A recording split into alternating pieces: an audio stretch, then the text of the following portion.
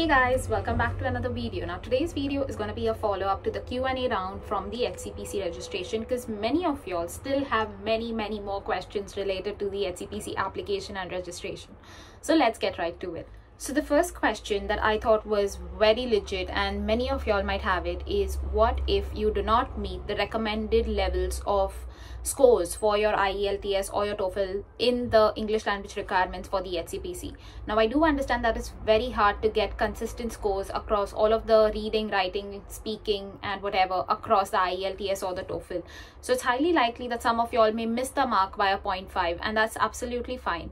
But according to the HCPC, that isn't. So if you are confused as to what are the minimum requirements for you in order to get the minimum English language requirements, please do not forget to check out this video where I've explained all of the minimum requirements in detail.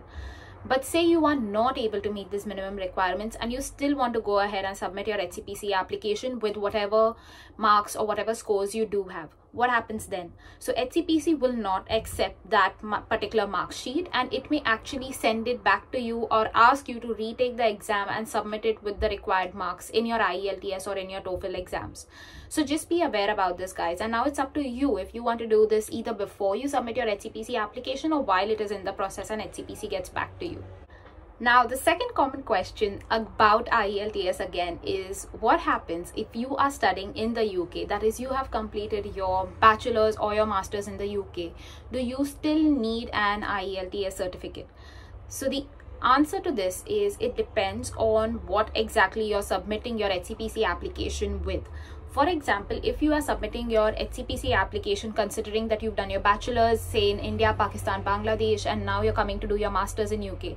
So if you're going to be completing your master's in UK and you're waiting for that, and then you submit your HCPC application along with your master's certificate, then you do not need your IELTS. But if you are submitting it just on the basis of your bachelor's degree, then you would obviously need to provide proof of your English language requirements, that is your IELTS or TOEFL. Again, I receive a lot of questions on my channel regarding medium of instruction being English, and HCPC has some really clear guidelines about it. And if you do not know about it, please do not forget to check out this video where I've explained all of that.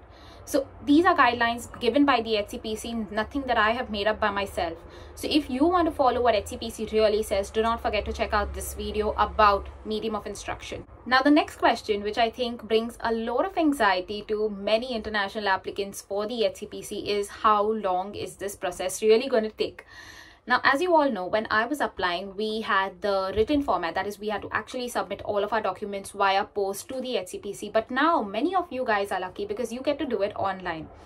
So I just want to link you back to this video where I've explained the entire timeline that it took for me about 1.5 years ago when I was doing my HCPC application. And in this video, it basically just explains my entire process and timeline that it took for me, which was about 6 months. Now, I am not sure of people who have received their HCPC applications via the online application these days. So if any of you guys who are watching my video and have completed their online application and received their registration, please do not forget to link your timelines down in the comments, just so that others are more aware about it and so that it can support everybody on my channel. Now, if you are liking this video so far, please do not forget to hit the like button for this video, and please subscribe to my channel if this is your first time here. Now, just keeping in mind the same question about how long does it take. So if you are in the process of your HCPC application, what else can you do in the meanwhile?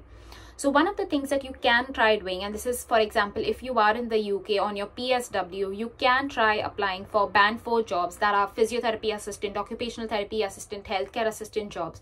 Now, if you are confused about these band 4 level jobs, what they look like, what is the salary, please do not forget to check out this video where I've explained all of that in detail.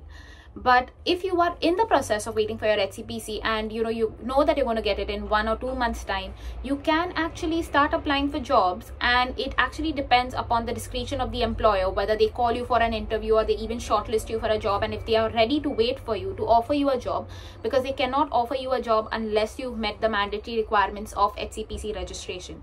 But if you would like to know more about all of these jobs and where do you find them and how do you apply for them, please do not forget to check out this video where I've explained all of that in super great details.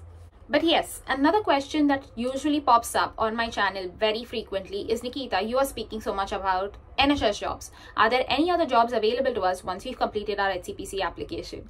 And yes, guys, you are right. There are different kinds of jobs that are available to you. So there are mainly two kinds of jobs, the private sector jobs and the NHS jobs. Now, if you are interested in the private sector jobs, want to know how to write your CV for it and where you should be applying for these particular jobs or even searching for them, please do not forget to check out a few of these videos where I've explained everything about private sector jobs in them. And I think one last final question that again I want to answer, which is, how long does it take for you, for example, from getting a conditional offer letter to actually starting a job? Now, you guys, if you've checked out my channel, you know that I've made a video on this previously that I'm just going to leave the link to right now. But in this video, I've explained exactly what are the pre-employment checks, how long the visa process takes, what is the visa process. And if you are confused about what visa you need to work in the UK, please do not forget to check out this video, because all of this is explained in very clear detail and I'm sure it's going to help you guys out. So don't forget to check out these videos. But that's it for today, and I really hope that you found this content useful. And if you did, and if you have any further questions, do not forget to leave them down in the comment section below just so that I can make future videos on it. Take care, you guys. Bye.